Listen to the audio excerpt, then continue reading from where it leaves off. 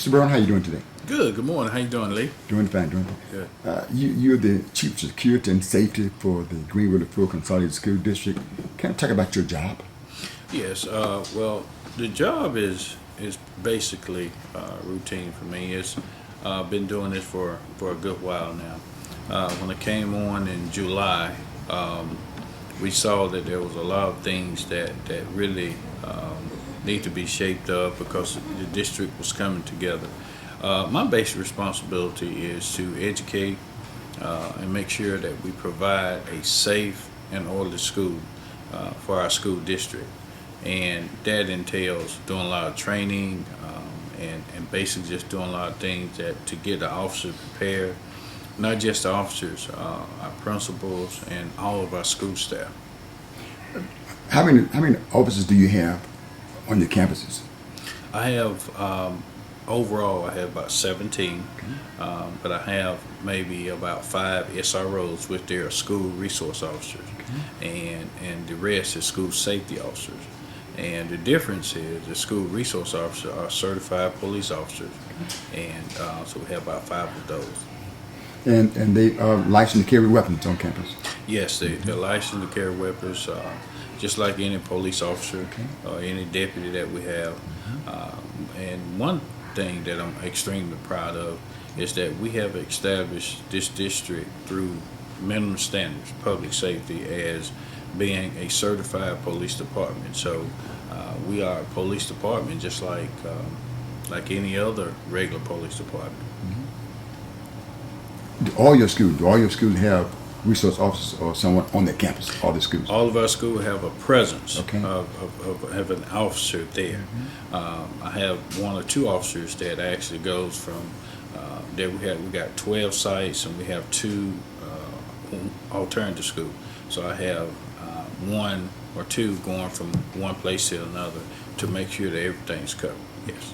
What it takes to qualify to be an officer on your department? For a school safety officer, basically just have a background of some law enforcement or some being a security guard or something like that. And what we do with the safety officers when they bring them on, we actually train them. I take them through a training each PD, which is every week. And also they have to go through a training with the Mississippi Department of Education. It's a week course that they have to go. They talk about threat assessments. They talk about active shooting. They talk about all the things that MDE that requires from that particular officer. And our school resource officer, they have to be a certified police officer. They have to been attend the Mississippi Law Enforcement Training Academy, which now is 12 weeks. They have to be updated, have to be certified, and things like that. When they're on your campus, what are some of the things that they're looking out for when they hit the campus, when they're on the campus throughout the day? What are they looking for? Well, actually, the officers, they look for a lot of things. I know some of us, we just look for officers, just look for just to be like protection. That's one of the good things that they do. But also they go around and look for other safety things. I'm talking about things that can be a hindrance or non-safety, like the buildings, the electrical outlets, anything that deems to be a danger to that particular school. So they don't just defend against people or against a fight or something like that. They goes and also do a safety audit within, make sure the building's secured, make sure the building is up to par, and if not, they report these items to me and I push them on up to make sure we get those things correct. Okay, so things like the building being up to par, what do buildings need to be up to standard? For example, our electrical outlets need to have covers on so nobody can get shocked. Our doors need to be able to be secured, need to be able to lock, because we require that while students are active in classroom, those doors are supposed to be closed and locked at all times. So we need to ensure our doors locked, our outer perimeter doors, make sure they're locked. And do training. I require that my SRO actually meet with the staff, go over, establish a safety committee, and also do things that really makes our campus safe. I know you all have interests of the school out there, call them the checkpoints where you check the book bags. What are some of the things, or what are the things that students cannot bring to school, cannot have in their book bag? Well, anything that's against school policy, and we talk, and some of the things that we look at, we talk about weapons, drugs, any of those type of things that's not allowed, and actually cell phones against school policy as well. So anything that they bring through there they're not supposed to have, those type of things that we confiscate. Most of the time when things happen at school, it really comes from the community. How much do y'all rely on information from students or people in the community to let you know if something is being planned by students to take place at school? Well, I have also talked to my officers, and we train on being a community police, not just being, not just called when there's trouble all the time. What I mean by being a community police is to get to know your students, get to know your teachers, because trust me, students would know first if anything is going to happen on your campus. And if you establish a relationship with those kids, you will get information and you will stop or prevent a whole lot of things from happening. So I look at the community policing aspect for my officers. I require that. And not only that, we have established a relationship with the chief of police in Greenwood, and of course I've already had a good relationship with the sheriff. I go to their meetings, I sit down and talk to each one of them all the time, and the chief does an outstanding job with letting me know anything that relates to our students, whether they are involved in a crime, whether they involve a suspect, or whatever the case may be. He texts me sometimes 2 or 3 times a day and give me a heads up on information, anything related to our student. And what that does, that gives me the option or an idea if something's happened to one of our students, we can be on alert. We can find out if it's something that we can do to help our students, or make sure nothing is brought from the community to our campuses. I know a couple of times this year or last semester you had gone on campus and also a presence near the campus, but you all were able to avert that nothing happened. How did y'all resolve that before something happened? Well, actually, it goes back to community policing, because there was an individual that, like at the ball game, had told me, whispered and told me, if somebody from the community that someone's supposed to have a weapon, but that person was not inside the game; it was on the outside.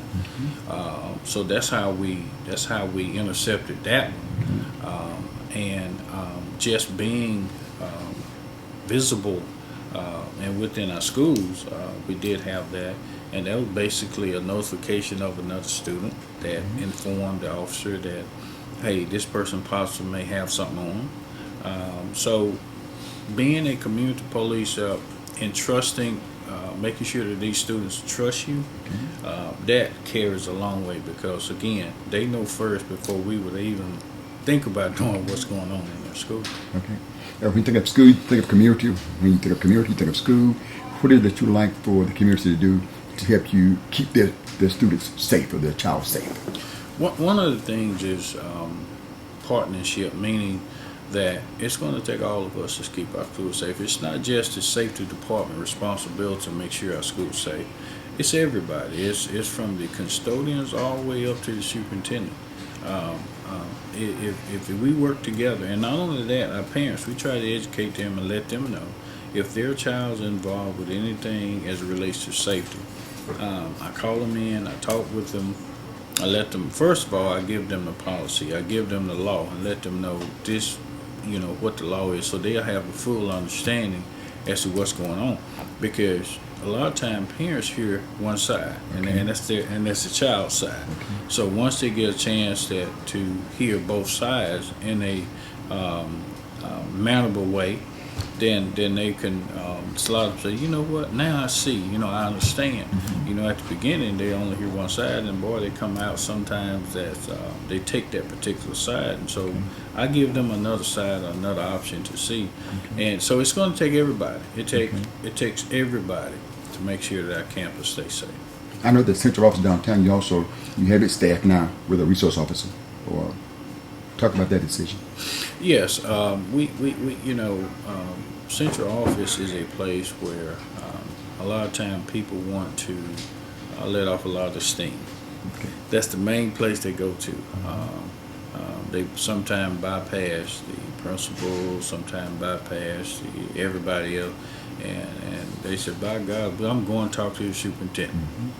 And sometimes when that happens, it may not come out as good. They may come in with some type of animosity or things like that. So we felt that it was best that we place someone there in case of situation like that. Okay. Anything I haven't asked you that you want the community to know? Sir? Anything I haven't asked you in this short interview that you would like for the community to know? Well, first of all, I would just like to know that their child's safe, and we're doing everything that we possibly can to keep our students and faculty safe. But it takes everybody. It takes everybody to be a part of this safety thing. And we also have drills. We prepare for any type of crisis, from tornadoes to fire to active shooter, or whatever the case may be. We take an active part in trying to dilute that, because we do believe it's not a matter of if, it's a matter of when, and we want to be ready when things happen, because we're not excluded from anywhere else. We have a good staff, we have good officers, we have good people in places that to make sure that things happen. So, but we just want to be trained, we want to be ready for anything to happen. Okay. No, you had a drill that appeared to be one of the schools when I saw a picture of it. Did you have any students involved in that? And did you? No. Okay. We that was during a PD, a training where it was internal, where we had just officers. We didn't have any students involved at that time.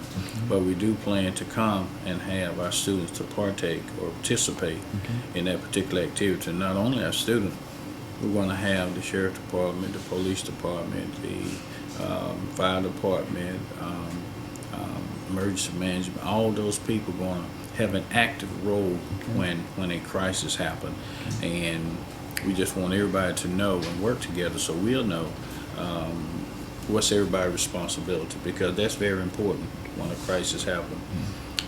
We work together, meaning that we have to stay in our lane. We have to know what lane's yours. We have to know what you need to do, because by me as being the director or chief of safety, I need to stay in my lane when it comes to the fire department. I don't know how to put out a fire. I don't know how to do those type of things. I don't know what the ambulance service. I don't know those type of things. So we all have to stay in our lane, and it takes practice and working together in order to get these things done. Okay. One thing now that folks do a lot of bum threats on jobs at schools. Do you get much of that in terms of bum threats at a school? Starting out, we got 2 or 3. Okay. And since we got this last one, and we actually made an arrest. So once that happened, that have deceased. And what it was, basically some kids playing truth or dare and things like that. So, but after this last one, we made an arrest. We had nothing else about a bomb threat, which is good. I mean, I'm proud of that fact, because once you have a bomb threat, it disrupts their whole day. Your whole day is gone.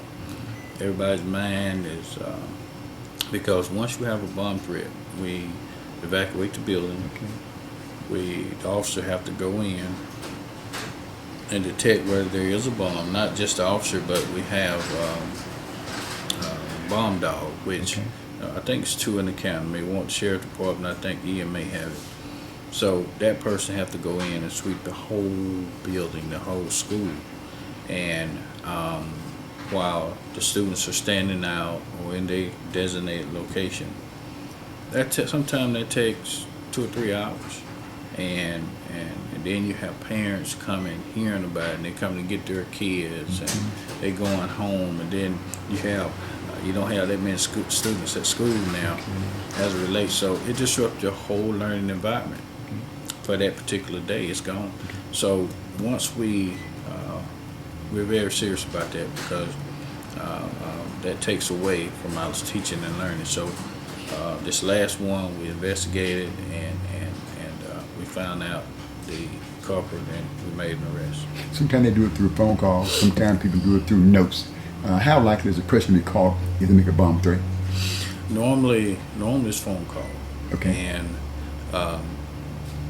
I guess they didn't know we have some connection down at Mississippi Bureau of Investigations that I make phone calls to, and any number comes up, I can find it, whether it's email, what they call these numbers where they make up or things like that. We can basically know exactly location where that call came from. Okay. Thank you, Mr. Brown. We appreciate it. Thank you. Okay.